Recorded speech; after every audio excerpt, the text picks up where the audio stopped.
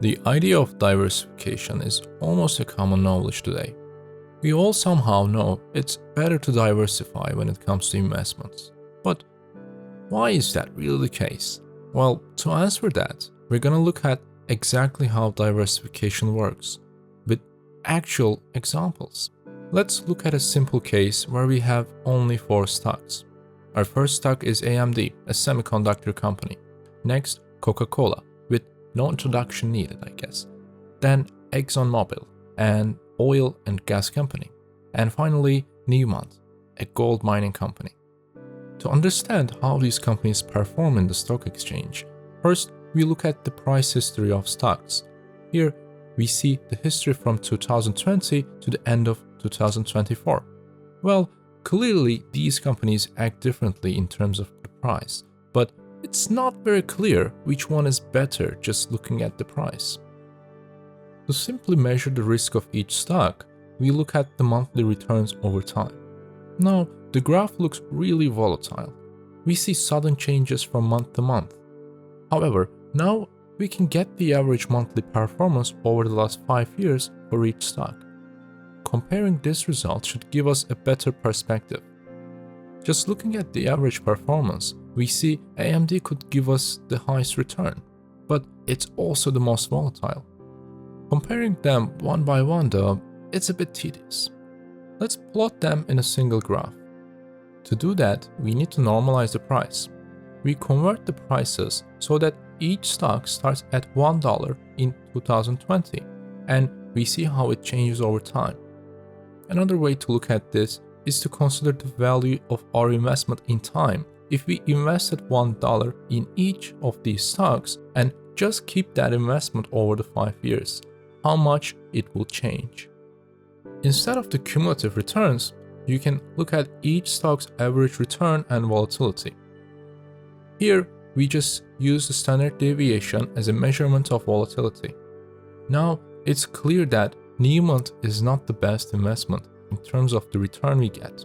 We could take a similar risk, but almost get twice return if we choose ExxonMobil. Or we could expect a similar level of return, but take almost half of the risk by choosing Coca-Cola. But it's not clear how we can compare Coca-Cola, Exxon, and AMD, as they have very different risk and return levels. And they're somehow similar in terms of the return they give for the relative risk. A simple measurement for the risk-adjusted return is to use a Sharpe ratio, which comes from the William Sharpe himself, published in 1966. Here we use a simplified version of it by dividing the return by the volatility, giving us exactly how much return we expect for 1 unit of risk. Now we can compare the stocks using Sharpe ratio. All we need is the average return and standard deviation values, which we have already acquired. Putting them all together, it tells us that AMD and Exxon are very similar in terms of risk-adjusted returns, while they surpass the Coca-Cola and Newmont in that regard. Now we see that although AMD and Exxon had different levels of returns and risks, their Sharpe ratio was almost the same, making them equally attractive as stocks. So far, we just discussed the concept of risk-adjusted returns and haven't really touched on the idea of diversification. Hopefully, this will help us a lot while looking at how diversification can give us better risk-adjusted returns. A portfolio is really just holding a bunch of stocks at the same time. In fact, even holding a single stock itself is a single stock portfolio. Let's consider that we generate random portfolios in our 4-stock universe. There's really no intelligence behind it. We randomly choose weights that will sum up to 100%. Let's make it more interesting by generating 1,000 portfolios and plotting them in our risk-return graph. All these gray points represent a single portfolio holding 4 stocks in different amounts. The result is the image of how risk and return change as we have different portfolios. Well, why not compare our previous stocks here to the portfolios we got randomly. The result is deeply interesting. We find many portfolios that give us risk-adjusted returns better than no individual stock could achieve alone. How do we know that? By looking at the Sharpe ratio. Previously, we calculated that AMD and Exxon have 0.6 Sharpe ratios. However, combining these four stocks in certain ways, we achieved a higher Sharpe ratio of 0.80. This is the core idea behind Harry Markowitz's portfolio theory. He published his paper Portfolio Selection in 1952 for constructing efficient portfolios. The idea of efficient portfolio, in our case for example, is to find the portfolios giving the best return for the given volatility. Our highest Sharpe ratio portfolio is indeed an efficient portfolio, but the idea says that there are many other efficient portfolios for those who prefer different level of risk. This is going slightly out of topic as our goal is to understand how diversification works. So let's get back to the track and continue digging deeper. A key concept for diversification is correlation. Bringing uncorrelated stocks gives us better diversification and thus possibly better risk-adjusted returns. In other words, when one stock acts in one way, you can lower your risk and get a better deal if the other stock is doing something else. Let's see this in action. The lowest correlated pairs in our four-stock universe are AMD and Exxon. We have almost no correlation when looking at the monthly returns. Now, let's build all possible combinations of Exxon and AMD as our new portfolios.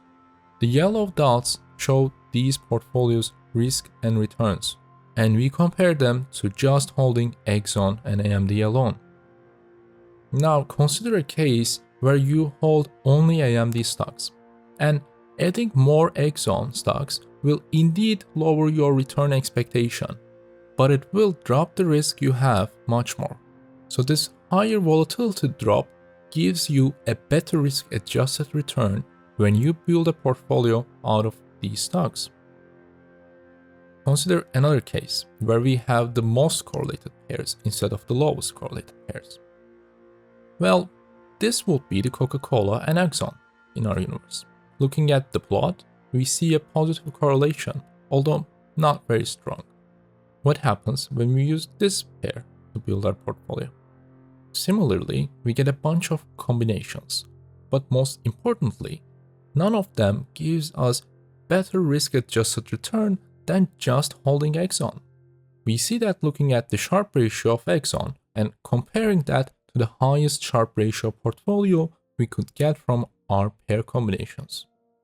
Thus, we get a better diversification opportunity when we have more uncorrelated assets.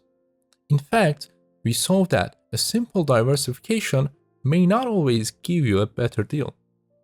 Going back to our four-stock example, we missed a crucial element when we looked at the first time. Although we found that Newmont and Coca-Cola had lower Sharpe ratios alone, our best portfolio actually has helped them in a certain amounts. This is due to the correlation we have among these assets. Because they act differently from each other, combining them yields a better risk-adjusted return, regardless of the individual performance. We have gone a long way. Before we finish, let's look at what we have achieved. Previously, we normalized the prices of assets to compare their performance. Now we can put our portfolio to the test. Just using two stocks individually, giving 0.6 Sharpe ratio at best, we achieved a 0.8 Sharpe ratio by combining them. We see the portfolio as the red line here. Although the final returns are not more than AMD, we reduce the fluctuations more than the drop in the returns. Remember, AMD holders had to bear losing their 60% of their investment value in 2022. The simple two-stock portfolio, however, suffered only 30% at this period. We have only scratched the surface of portfolio theory here. Hopefully, it will give you a bit of insight and a curiosity for more.